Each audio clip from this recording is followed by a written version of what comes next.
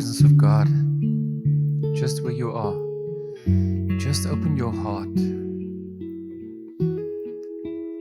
Just focus on God and just listen to His voice and tell Him that you are open today. You're open to hear His voice. Just a moment of while the music is playing, just be with Him, plug in into His presence.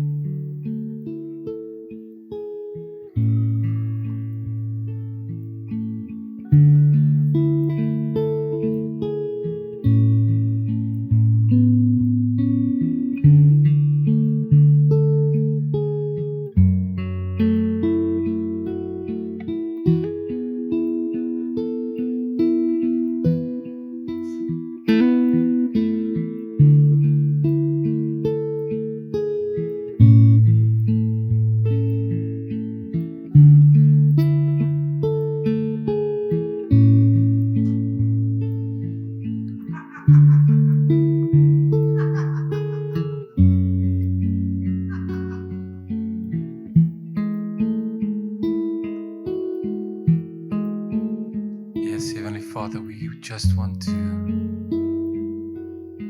be in your presence. We just want to hear your voice. And we pray that our prayers and our longing for you and for more of you will just glorify you.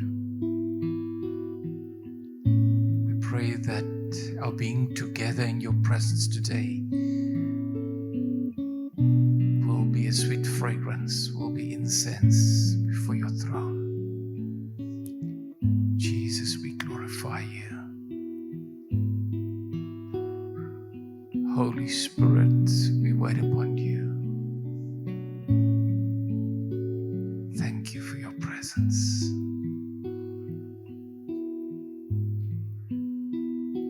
Thank you. In Jesus' name. Amen.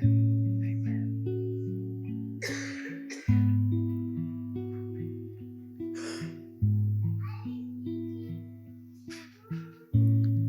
So God spoke to me to share with you today about break free from yesterday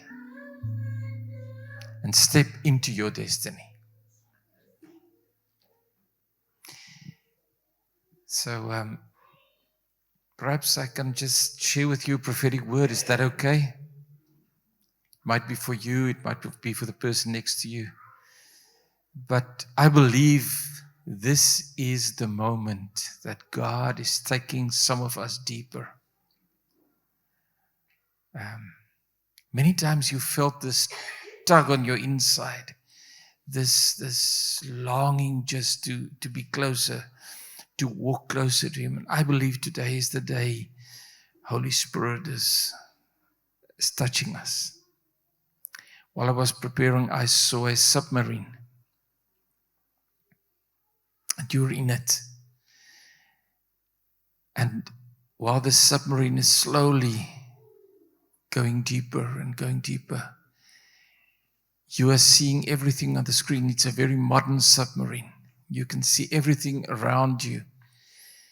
And the deeper you go, the more new things you are seeing.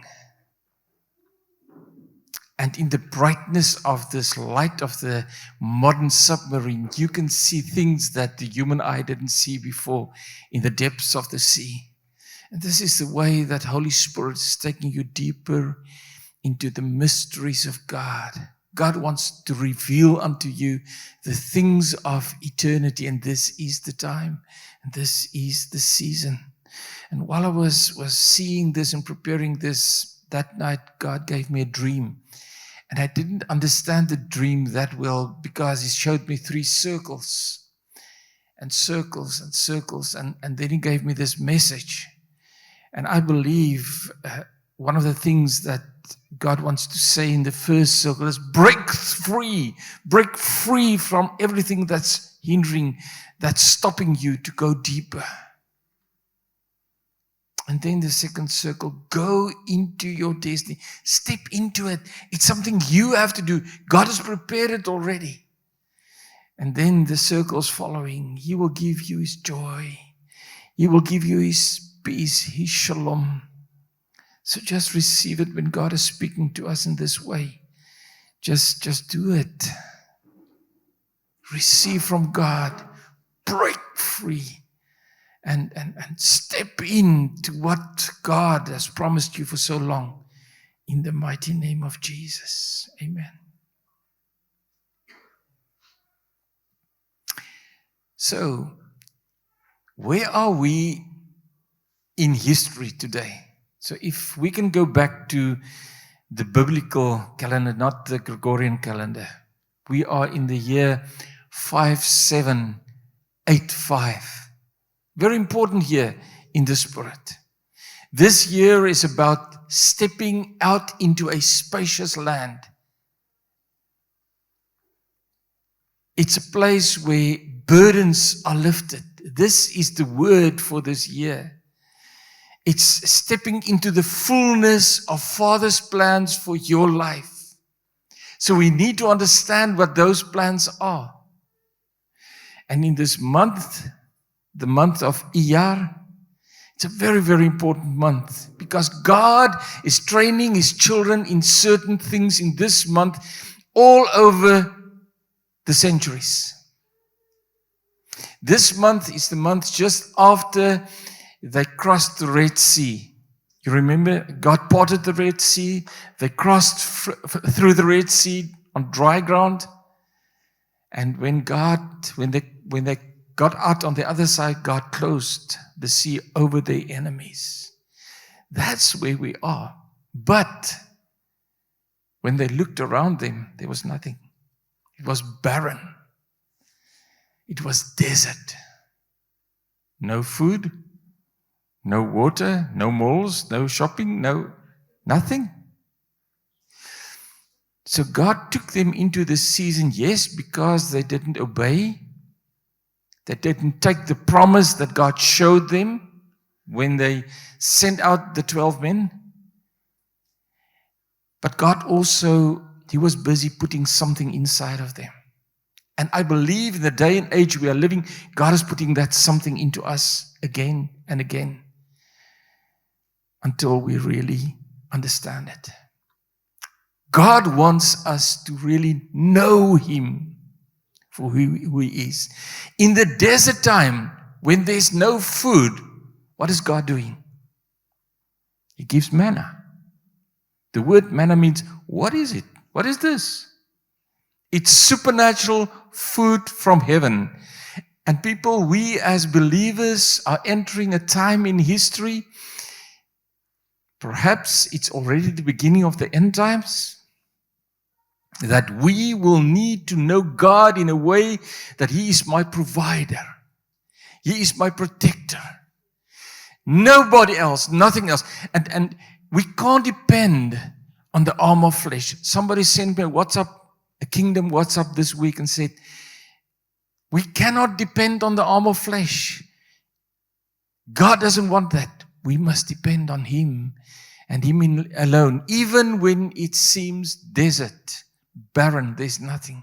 So God provided manna enough for the day. Manna enough for the next day. Until the sixth day, a double portion. And then He provided water out of a rock. Those of you who came from barren places, desert, I'm coming from Namibia. I was in the army in Namibia, in the desert, in Wolfish Bay.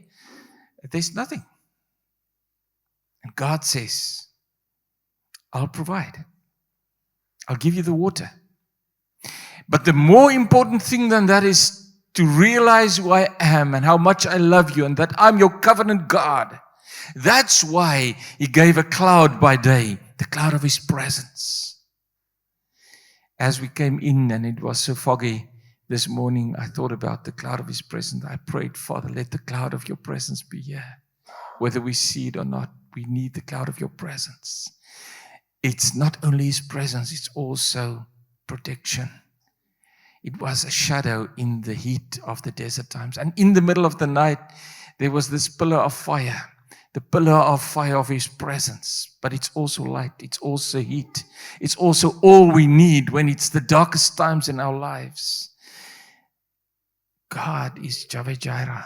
He is the God that provides. But He's taking us into our promised land. And there's some of you that must hear this word this morning. It's so important that you know you're on your way to your promised land. It might be just beyond this. Keep hanging on to God. It's good to strategize. It's important to make plans and to listen to God while you're making that plans, because that's why He gave us wisdom, godly wisdom. But it's not about us. It's about Him. Do I really trust in Him in a time like this? And for some of us, we will have the promised land, the Canaan, coming in very soon. I prophesy that over your life. That is the season that we are in. It's a biblical thing. And we will say it again and again. God says, behold, I'm doing a new thing. But there's more than that. When we read the scripture from Philippians 3 that we're going to read now, there's also a promised land waiting. And we can be so busy with this promised land that we don't focus on the promised land where we're going. And then we'll completely miss it. We can only live in this promised land if we are focused on where we are going and where we are living in an ascension lifestyle, seated with Christ Jesus in heavenly places.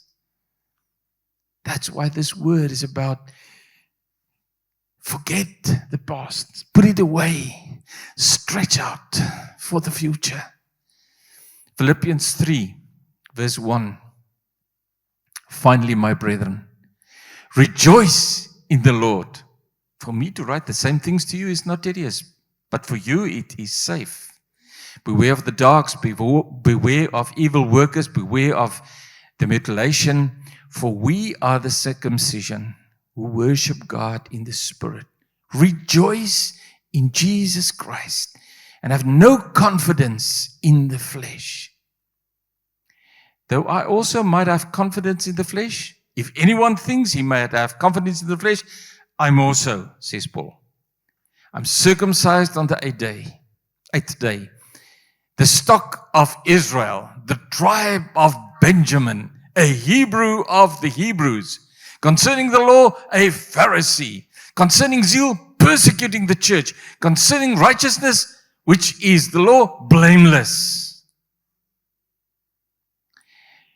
But what things were gained to me, these I've counted to loss for Christ. Yet indeed, I also count all things lost for the excellence of the knowledge of Christ Jesus my Lord, for whom I'm suffered the loss of all things, and count them as rubbish, that I may gain Christ, and be found in Him, not having my own righteousness, which is from the law, but which is through faith in Christ, the righteousness which is from God by faith, that I might know Him, might know the power of His resurrection and the fellowship of His sufferings, be conformed to His death, if by any means I may attain the resurrection from the dead. Canaan and paradise. Straining towards the goal. Not that I have already attained or am already perfected, but I press on that I may lay hold of that for which Christ Jesus has also laid hold of me. Brethren, I do not count myself to have apprehended, but one thing I do, forgetting those things which are behind and reaching forward to those things which are ahead. I press towards the goal for the prize of the upward call of God in Christ Jesus. Break free. This is the one thing I want to leave with you today. Don't leave this place without breaking free of everything God wants us to leave behind. Verse 4 to verse 6, Paul could boast. He ticked all the boxes. Hebrew of the Hebrews, circumcised, top student. You know, he was the Duke's student of all in his time, leader in persecuting the church. When the Jews looked at him, they would say, wow, that's the guy, that's the man of God. But everything lost their flavor when he met Jesus Christ on that road to Damascus. When he had a personal encounter with the living God, his life completely changed. His value system changed. And still today, people, it's so important. And even amongst believers, all the accolades, you know. I'm the MD, the CFO, the CEO, the doctor, the whatever, the attorney, the teacher, and so important what I drive and where I live. Even the watch I carry. And is that your identity? If our identity is in those things, then there's something big wrong. Paul drew a line in the sand. He said, that is the past. That will keep me back. The law is behind me. Christ is all that I need. Don't let your past determine your future. Forget what is behind. Break the shackles. Break free. Many people struggle still today about things that happened in their past. And there are some of us sitting here that are still struggling.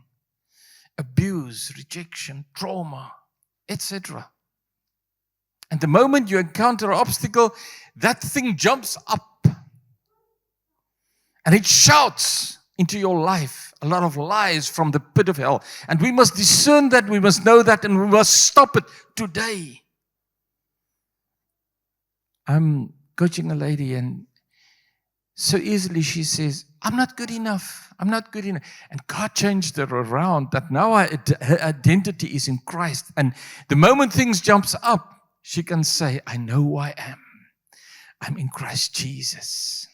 Or people can so easily say, oh, you know, they don't care about me. They don't see me. They don't. Then there's something big wrong. Or I'm coaching somebody in another country. And even if the smallest thing happen, she fears the worst.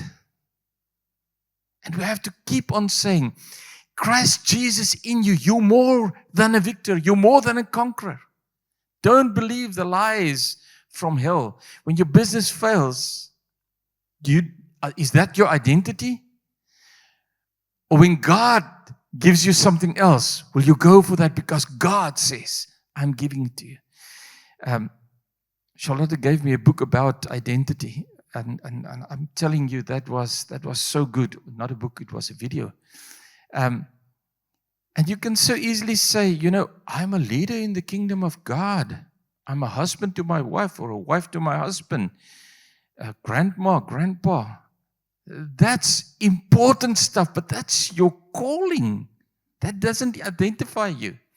My identity is who I am in Christ. He's my righteousness. Doesn't matter what happens in my life. He paid the price already. I'm seated in heavenly places with Christ Jesus. That is who I am. I'm an ambassador of Jesus Christ wherever I go every day. I'm living because He's living in me. My identity is okay. I'm accepted by God. That's who we ought to be. Paul says in verse 7 and 8, what was so important, so great in my life, it's dung, it's rubbish. I put it behind me. Can you say that?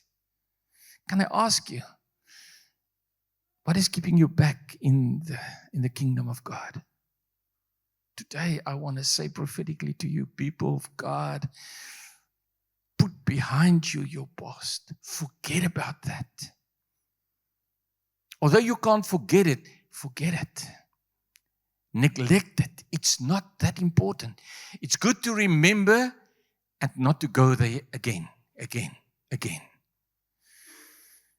This morning, you know, I've already done this word. I was busy with this word for some time now. And this morning at 1 o'clock, God woke me. Now, when I wake up, if I look at the phone, I'll be awake for the rest of the night. So I don't look at the thing.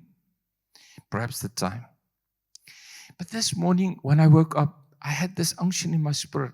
There's a lot of messages that had to be and still has to be answered. It's for later. But there's one that stood out, and normally I wouldn't do that because it's business orientated. And I opened it. And it was such a confirmation that I want to read it to you. So this thing came after everything I've told you now. And this guy wrote this. You will never become who you want to be if you're still attached to who you used to be. Growth demands release. You can't carry old habits, old excuses, old stories into a new version of yourself. Sounds like preaching, hey? The comfort zone, that is the old you. Yes, it's predictable, familiar, safe, but nothing changes in your comfort zone. The future you're chasing, the goals you have, the dreams you've birthed, it requires different thinking, different standards, different daily actions. And that means letting go of limiting beliefs, letting go of past failures, letting go of outdated identities, letting go even of some people who don't align with a better tomorrow. It's not easy. Doubts will try to stop you, but it's necessary because you can't grow and stay the same at the same time. Growth is change. So today, make the decision. Release who you were. Step into who you're meant to become. Your future is waiting. Can you hear it? It's echoing exactly what we heard from the Word of God. Break the change, the shackles. Leave the things behind that prevent you to step into your destiny. You know that God made you with a purpose and with a destiny in life. Is it so? You know it. Do you know what it is? Do you know your purpose? Do you know your destiny? Are you pursuing it? Philippians 3:13. Paul says, I'm reaching forward to those things which are ahead. I press toward the goal for the price of the upward call of Christ Jesus. And this, I'm not going to try to pronounce this Greek word, but this Greek word for stretch means it's like an Olympic athlete going full out for the goal, the prize, the gold. Not the silver, not the bronze, the gold. Is that how you are pursuing what God has put on your inside? That press towards, it's like a hunter tracking down the prey. Is that the 10x that you are living like? For the goal God has put inside of you. It's a runner fixed on that prize. Hebrews 12 says, at the finishing line, Jesus is waiting. Are you focused to get there? To do it His way, not my way?